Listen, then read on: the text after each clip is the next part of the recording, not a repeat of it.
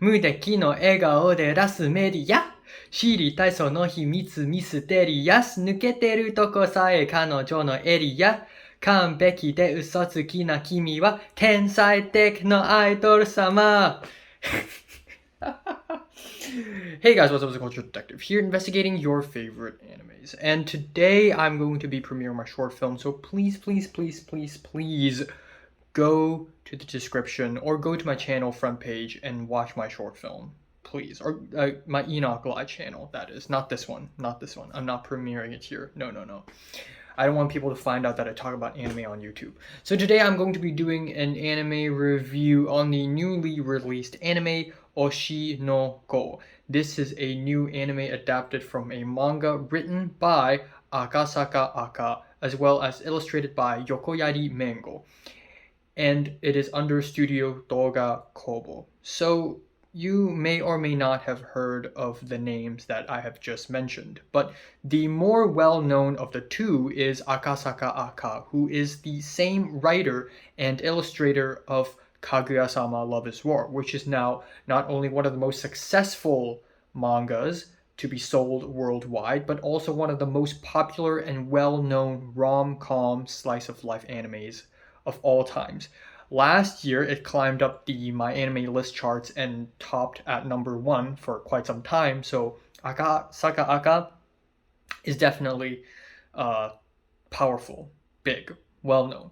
And the other name that I mentioned is Yokoyari Mango. And even though she is only the illustrator for Oshinoko, but she is actually the writer of Scum's Wish, which, if you haven't heard about, is this really fucked up, sad, high school romantic drama that is apparently really sad. And I don't know anything about it because I haven't watched it. But so now you have heard Akasaka Aka's name, you may think, oh, Oshinoko is probably a really fun, lighthearted slice of life anime. But then I introduced the second name, and now you realize that it's probably a little dark, probably a little messed up, just tiny bit, just a wee bit. So before I talk about the anime, let's talk about the OP first. The OP is Idol by YOASOBI, the song I sang in the beginning. And goddamn, I love the song. The song itself is amazing. YOASOBI does not frickin' miss. Every time they come up with an OP or a song, it is a frickin' banger. Check out Monster, which is the OP for Beastar Season 2. Absolutely amazing. Their latest single, Mister, became one of my favorite songs last year. So obviously YOASOBI is a group, a duo that is extremely popular that I also really love. I did not expect to hear Ikura rapping, showing off her rapping skills, but she did really well. Her bouncy, young, youthful energy just shines through the screen. And then you get the classic chants and yells. The whole song is really catchy, really dramatic. There's a hint of darkness in there. It's just perfect for the anime. But the visuals that go along with the OP kind of suck. I'm sorry, but that's just the case. I don't really like the intro to the OP, the eyes, and then it goes into a TV, and usually you get a beat drop. And usually in anime OPs, before the beat drop, the title drops down, but for some reason they didn't do that in this OP. So all you get is this really awkward 2-3 seconds of Ai swaying her head.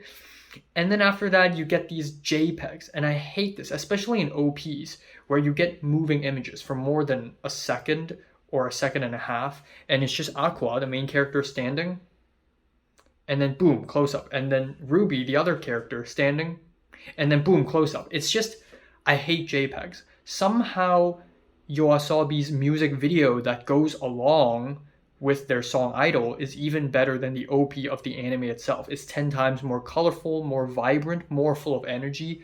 Like, if I could redo the OP, I would sort of do a split screen, and it's going to be cameras and microphones representing the movie industry and the music industry. Maybe I'll show a compilation of like news segments and YouTube videos and Twitch streams and tweets to show media and the entertainment industry, to show how it's towering over everyone, instead of just showing JPEGs of like still images.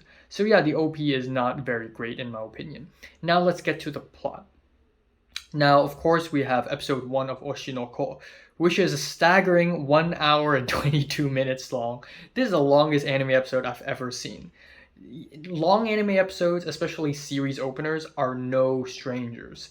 I mean, ReZero opening is like an hour long. But episode 1 of Oshinoko is 1 hour and 22 minutes long. It's basically about 4 anime episodes packed into one. And apparently, this is also about 10 chapters in an anime. In the manga, so that figures. But I think this is a brilliant choice, a brilliant artistic choice to have episode 1 be 82 freaking minutes long, because the entire episode 1 starts off as an innocent slice of life, and then this insanely huge twist happens at the end of episode 1. And I guess at this point, if you still haven't watched the show, I should warn you a little bit, because right now I'm going to spoil the end of episode 1 to you. And don't worry, because it's spoiled to me already before I watch the show, because, of course, because internet. So the main character of I dies.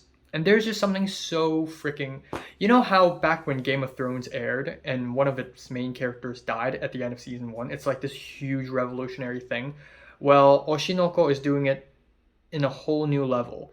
It kills off its main character by the end of the first episode, just to reveal that her children, Aqua and Ruby, are the actual main characters. But the entire episode 1 treats I, the idol, as the main character. Essentially, she got pregnant, she went to see a doctor, and the doctor promised her to deliver her babies. And, yeah, her doctor gets murdered. And after that, like murdered mysteriously, because there's a stalker, I guess, who doesn't want I to deliver babies. After the doctor gets murdered, he gets reincarnated as I's son, Aqua.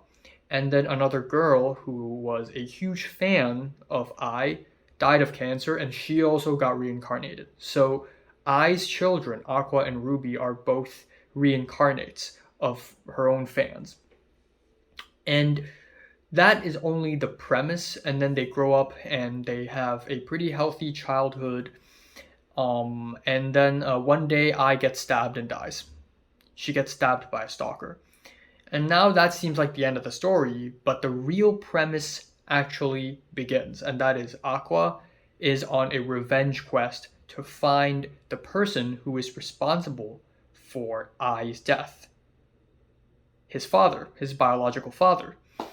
So this is basically a revenge tale, and that is insanely interesting. I mean, surely tons of animes have done this before, like, oh, my parents are killed, and so now I'm on a revenge quest. You know, Demon Slayer does it, tons of other animes do it, Attack on Titan to a certain degree. But I guess the way Oshinoko made it so that it is about the entertainment industry and the media, and made it so that it's about being an idol, it's so much more interesting. And throughout the entire episode 1, you also get these dark themes. You also get underlying tones of lying, the entertainment industry, fake smiles, invasion of privacy, the price of fame. So it goes off at a very, very interesting start. Episode 1 alone, in my opinion, deserves a 9 out of 10. Now we have the rest of the show. Yeah, unfortunately, I have to say it's not that great. So yeah, episode 2 onwards, the show becomes a slice of life. And again, I sort of expected that because it's Akasaka Aka. But after episode 1, I legit, for a moment, thought that it's going to be a mouse and cat game, like a chase, like a revenge thriller. But it actually isn't. And I don't mind slice of life. There's a good handful of great slice of life animes that I enjoy. But the thing is, this slice of life anime isn't even that insightful or as funny. Like, if you compare this with other works by Akasaka Aka, like Kaguya-sama, Kaguya-sama is leagues funnier and leagues wittier than this one.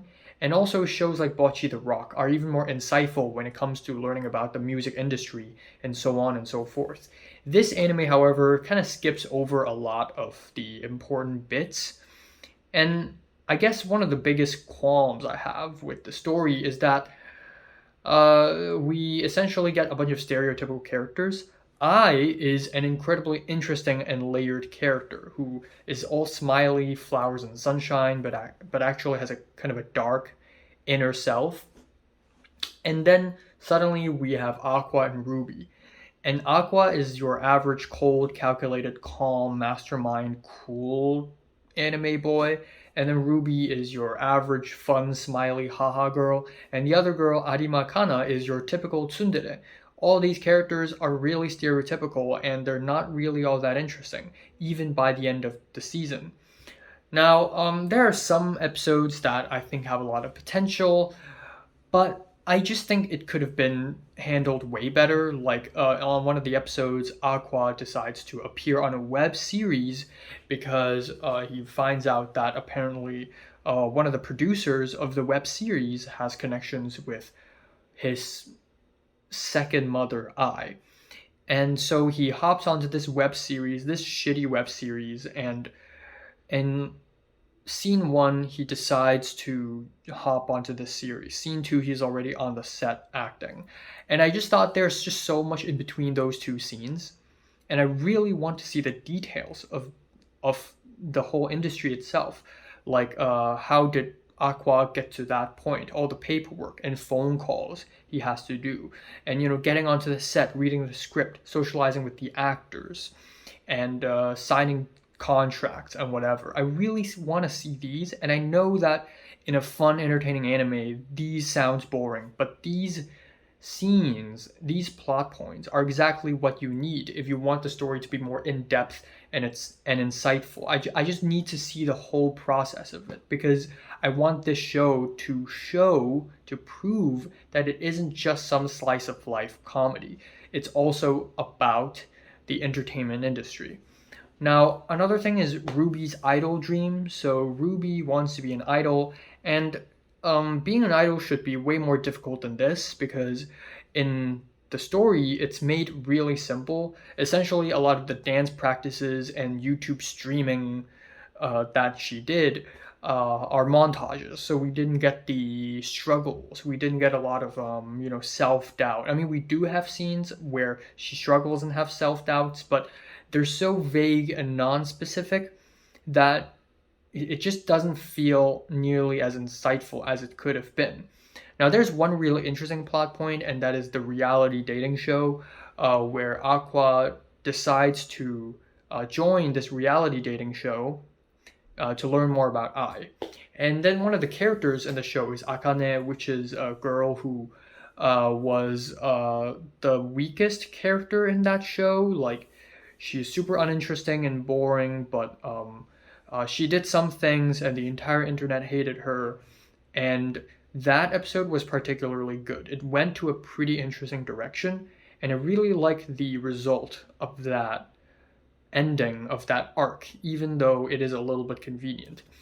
But even so, I just wish that the story would dedicate more to this reality dating show story arc and turn it into a whole ass arc with at least 5 to 6 episodes with tons of twists and turns. Maybe give us more time and space to soak in with these characters and, show us more, a struggle between on camera and off camera, not knowing when they're being filmed, when they're not being filmed, showing more on the mentality of the director and the producers and the crew and the cast and how the whole thing comes down and the editing process. I want to see the details. Give me more details, please.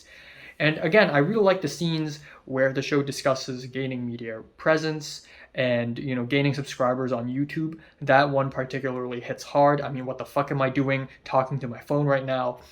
But still, this the way the story treats these story arcs, it just grazes over them, and I wish they would spend more time and make it less convenient for the characters. Because again, if the show wants to be slice of life and not just a revenge thriller, at least have something interesting going for it, like for instance an insightful look into the industry.